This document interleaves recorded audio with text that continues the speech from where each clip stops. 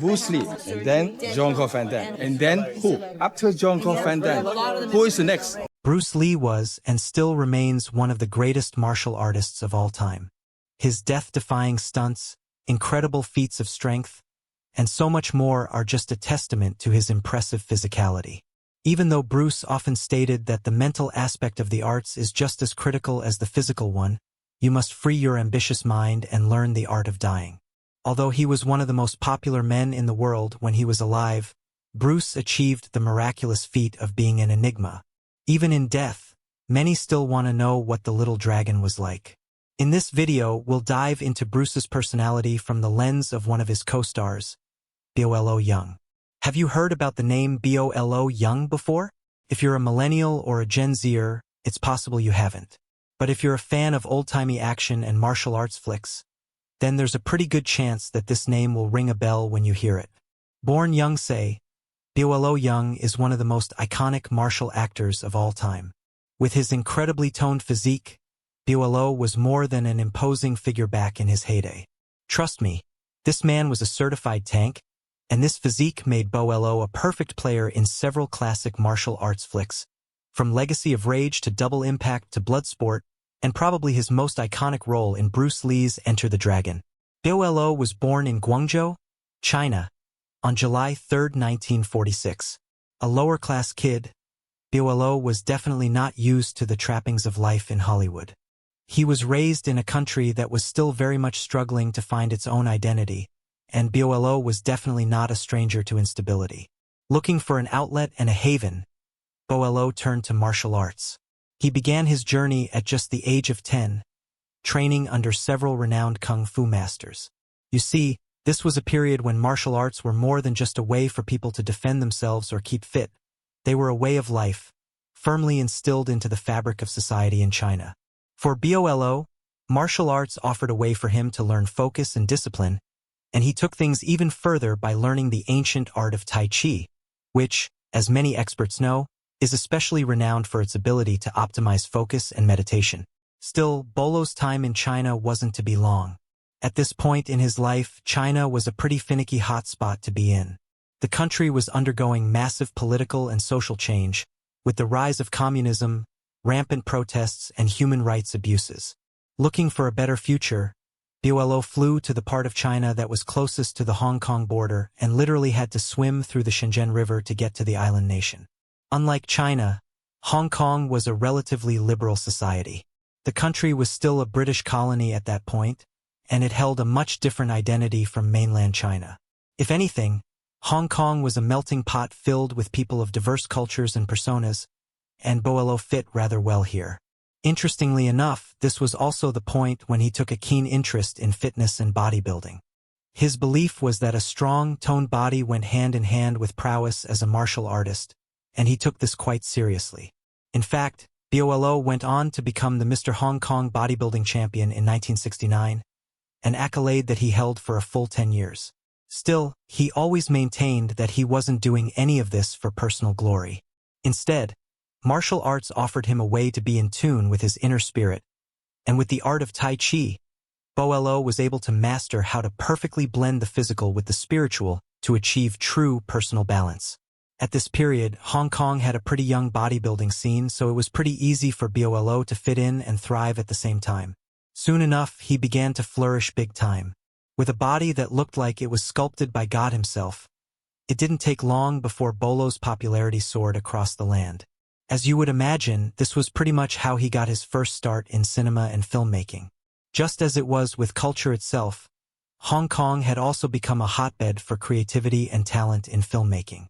The country had a booming film industry, with studios like Shaw Brothers and Golden Harvest producing some classic action and martial arts movies. Just like the K-pop phenomenon we see gaining steam worldwide these days, these movies were expanding beyond their homeland of Hong Kong and attracting a global audience. In an era where filmmaking was booming, producers and directors were constantly on the lookout for unique talents who could bring a fresh perspective and a unique blend of both physicality and acting prowess to their projects.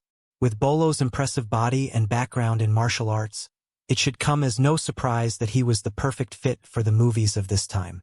In the late 60s, studio executives began tapping him to play several small roles.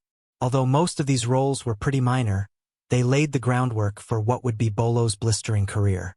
Bolo's imposing physique and stoic look made him an intimidating presence whenever he stepped onto any scene, and with this deadly combo, he mostly got cast in villain roles, the type of villain not to say much but whom everyone knew meant business when it was time to throw down. Although he was starting to make some waves in the acting world, Bolo was still plagued by several challenges. Primarily, this was a period when the film industry was incredibly competitive, meaning that anyone looking to make it would need to persevere and establish themselves as solid talents. To make things even worse, Bolo had a huge language barrier to deal with. Bolo was Chinese, after all, and he had to adapt to both the language and cultural changes that were presented in Hong Kong. Still, if there was one thing he took from his early martial arts and bodybuilding days, it was the importance and power of hard work and perseverance. Soon enough, Bolo got his big break when he caught the eye of executives at Shaw Brothers Studios. The filmmaking house was one of the most prestigious in Hong Kong, with classics such as Dolomite and The Five Deadly Venoms. The bigwigs here understood that one of the most important components of any great movie is the compelling villain, and in Bolo, they found a man who could embody this role perfectly. Stoic, disciplined, and unwilling to back down, for Bolo, this would be a complete career turnaround. He appeared in several Shaw Brothers movies, from the heroic ones to The Deadly Duo and Angry Guest. With each movie, Bolo further cemented his reputation as a martial arts star and a formidable screen presence. His portrayals of villains combined both physicality and mental prowess, strength and subtlety. It was a combination that made him largely feared and respected at the same time. Besides this, Bolo also drew a lot of praise for his ability to take his roles beyond just the buff and muscled persona. Bolo's portrayals of villains showed them to be multidimensional characters who, in some cases, the audience could even relate to.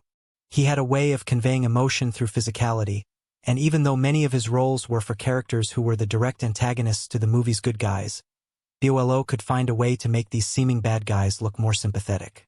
In an industry where villains had become typecast and stereotyped characters, Bolo managed to stand out rather well. He brought a certain form of persona and charisma to his roles, a quality that made his characters incredibly compelling.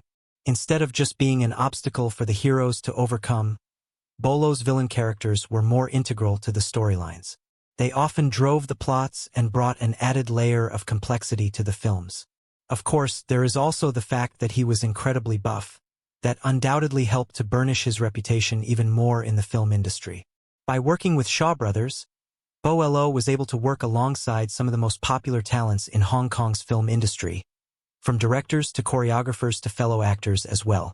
This proximity to excellence allowed him to refine his own acting skills, pushing himself to be better at every point, especially as he had to work with different directors and adapt to their shooting styles. In many ways, Bolo's time with Shaw Brothers was a period that defined his legacy and influence in martial arts movies. He became a model for many young actors looking to follow the same path, and his portrayal of villains became a blueprint for writers looking to create compelling antagonists. With one iconic character after another, Bolo contributed to the growth of the martial arts movie genre in more ways than one. Now, with Hong Kong becoming a bustling home for martial arts and movie talent, there was really only one thing left to do: collaborate. As I said earlier, the talent pool in Hong Kong's film industry had been incredibly crowded, and with more films being released, the fans wanted more actors with different storylines. Around the same time Bolo was starting to really blow up, there was another kid on the block making waves. That kid was Bruce Lee. Also of Chinese descent, Bruce had a bit of a different background and upbringing from Bolo. He was born in the United States, with his parents actually birthing him in California. As a result, Bruce automatically got American citizenship. Still, he and his parents returned to Hong Kong when he was just 4 months old. While in Hong Kong, Bruce got an early introduction to cinema through his father, who was an opera star. Before the age of 10, Bruce had already begun starring in films. With his family having considerable resources, they managed to send a teenage Bruce back to the United States, where he attended high school in Seattle before pursuing a degree in drama and philosophy at the University of Washington. Although he was still somewhat in touch with his Hong Kong roots, Bruce was very much of the American lifestyle, a concept that many felt helped set him apart from others in Hong Kong at the time.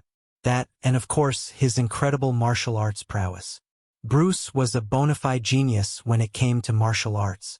Throughout his time as a student and an actor, he studied several forms of the arts, blending concepts from karate, taekwondo, boxing, and jiu-jitsu to form Jeet Kune Do, his own version of martial arts. Bruce's dedication to self-discipline and his untethered focus on being a master of his craft helped him build quite a reputation. He fought in several tournaments and pretty much revolutionized the way the world saw martial arts. At this point, Bruce was a bit of an enigma, combining this much knowledge of martial arts and cinema with his American background and Hollywood connections. After a short stint playing Kato in The Green Hornet, Bruce returned to Hong Kong, where he began to blow up as a megastar. With movies like The Big Boss and Fist of Fury, Bruce was able to carve his own niche as one of the top martial arts stars in Hong Kong. There was really no one quite like him, and people across the world began to gravitate toward his unique blend of personality and martial arts prowess. Bruce was, in many ways, one of the first global superstars in the world of martial arts. However, it was Enter the Dragon that would cement him as an absolute icon. And so, in 1972, Bruce was cast as the lead in Enter the Dragon, the movie that would cement his name and reputation as a megastar across the world. Enter the Dragon was the first Chinese martial arts film to be produced by a Hollywood studio, and it was set to be a global sensation. However, there was just one problem: the filmmakers needed a compelling villain. This was where Bolo came in.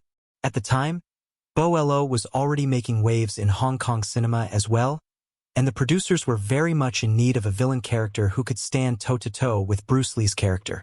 As I said earlier, Bolo had carved his own niche as a villain character, with his sculpted body and stoic presence making him an imposing figure. So, when the producers were casting for the role of Bolo, the villain who was Bruce Lee's character's nemesis in the movie, there really was only one man who fit the bill. According to some reports, the producers at Warner Brothers contacted Bolo after seeing his work in Shaw Brothers films. After signing on to the movie, Bruce and Bolo had the chance to work together on set, and according to most reports, the two actors hit it off rather well. Now, it is worth noting that Enter the Dragon was a pretty ambitious project for everyone involved. Warner Brothers saw it as a way to break into the Hong Kong market, and for Bruce and Bolo, it was a chance to cement their names as bona fide megastars in martial arts films. Bolo spoke several times about working with Bruce on the set of the movie. According to him, Bruce was very intense, but he was also incredibly disciplined. He had an amazing work ethic, with a focus on perfection and making sure every single move was precise. This attention to detail is something that Bolo admired a lot in Bruce.